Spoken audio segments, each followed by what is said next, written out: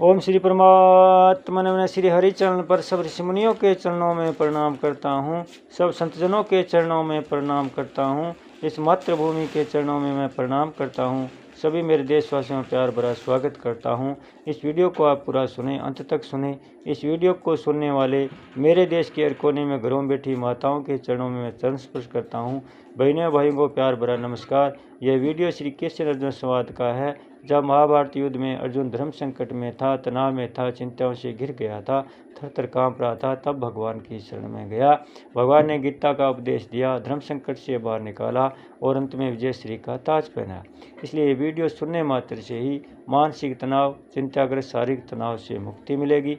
इसलिए आप सब श्रोतागण से मेरी विनती है, इस सुप्रभात पुण्य का भागीदार बनकर जन कल्याण में अपना सहयोग देवे। वीडियो को ज़्यादा से ज़्यादा शेयर करें, सब्सक्राइब करें और लाइक करें।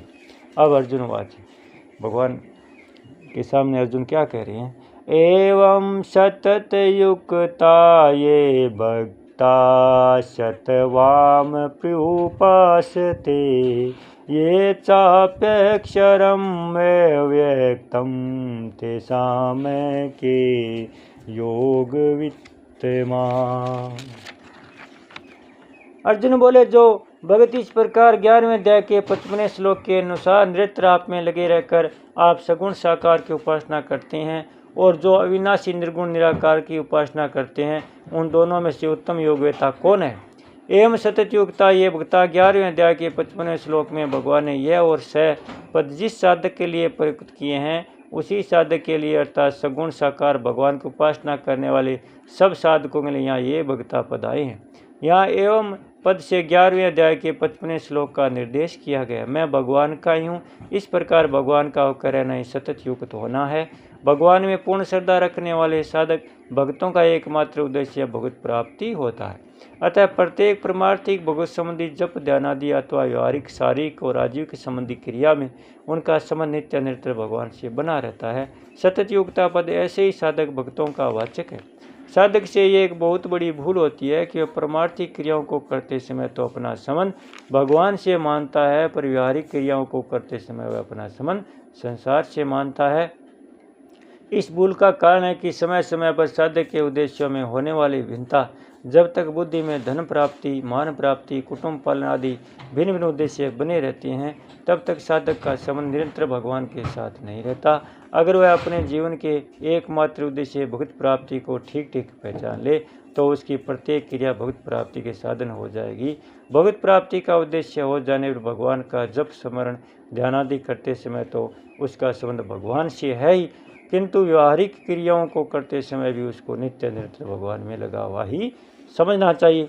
अगर क्रिया के आरंभ और अंत में साधक को भगवत समृद्धि है, तो क्रिया करते समय भी उसकी निरंतर समुदात्मक भगवत समृद्धि रहती है, ऐसा मानना चाहिए। जैसे बही खाते में जोड़ लगाते समय व्यापारी की वृत्ति इतनी तल्लीन होती है कि मैं कौन हूँ और जोड़ क्यों लगा रहा हूँ, इसका भी ज्ञान नहीं रहता।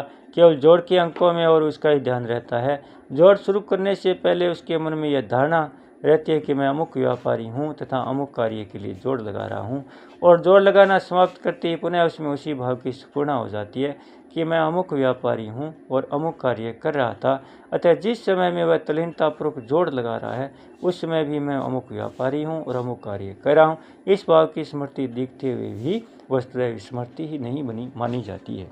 इस प्रकार यदि कर्तव्य कर्म के आरंभ और अंत में साधक का यह भाव है कि मैं भगवान का ही हूँ और भगवान के लिए कर्तव्य कर्म कर रहा हूँ, तथा इस भाव में उसे थोड़ी भी शंका नहीं है, तो जब वह अपने कर्तव्य कर्म में तल्लीनतापूर्वक लग जाता है, उस समय उसमें भगवान की स्मृति दिखते हुए भी वस्तुतः स्मृति नहीं मानी जाती। त्वाम पर्युपासते या त्वाम पद से उन सभी सगुण साकार स्वरूपों को ग्रहण कर लेना चाहिए जिनकी भगवान भक्तों की इच्छा अनुसार समय समय पर धारण किया करते हैं, और जो स्वरूप भगवान ने भिन्न भिन्न अवतारों में धारण किए हैं, तब भगवान का जो स्वरूप दिव्य धाम में विराजमान है, जिसको भक्त लोग अपनी मान्यता अनुसार अनेक रूपों और नामों से कहते हैं। पर्युपासते पद का अर्थ है परित उपासते, अर्थात अच्छी तरह उपासना करते हैं। जैसे पतिव्रता स्त्री कभी पति की सेवा में अपने शरीर को अर्पण करके, कभी पति की अनुष्टि में पति का चिंतन करके, कभी पति के समझ से सासुर आदि की सेवा करके और कभी पति के लिए रसोई बनाना आदि घर के कार्य करके सदा सर्वदा पति की उपासना करती है। ऐसे ही साधक भगत भी कभी भगवान में तल्लीन होकर, कभी भगवान का जप समन चिंतन करके, कभी सांसारिक प्राणियों को भगवान का ही मानकर उनकी सेवा करके और कभी भगवान की आज्ञा के अनुसार सांसारिक कर्मों को करके सदा सर्वदा भगवान की उपासना में लगा रहता है। ऐसी उपासना अच्छी तरह की गई उपासना है। ऐसे उपासक के हृदय में उत्पन्न और नष्ट होने वाले पदार्थों और क्रियाओं का किंचन मात्र भी महत्व नहीं होता। ये चापैक्षर में व्यक्तम, यहाँ ये पद निर्गुण निराकार की उपासना करने वाले साधुओं का वाचक है। अर्जुन ने श्लोक के पूर्वार्ध में जिस श्रेणी के सगुण साकार के उपासनों के लिए ये पद का प्रयोग किया, उसी श्रेणी के निर्गुण निराकार के उपासनों के लिए यहाँ ये पद का प्रयोग हुआ है। अक्षरम पद अविनाशी सच्चिदानंद पर ब्रह्मावाचक है। इसकी व्याख्या इसी अध्याय के 3 श्लोक में की जाएगी।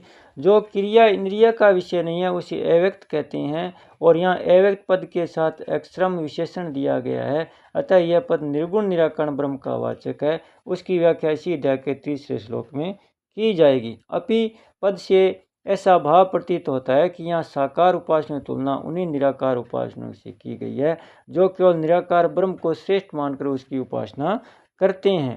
तेसा के योग वित्तमा, यहाँ तेसा पद सगुण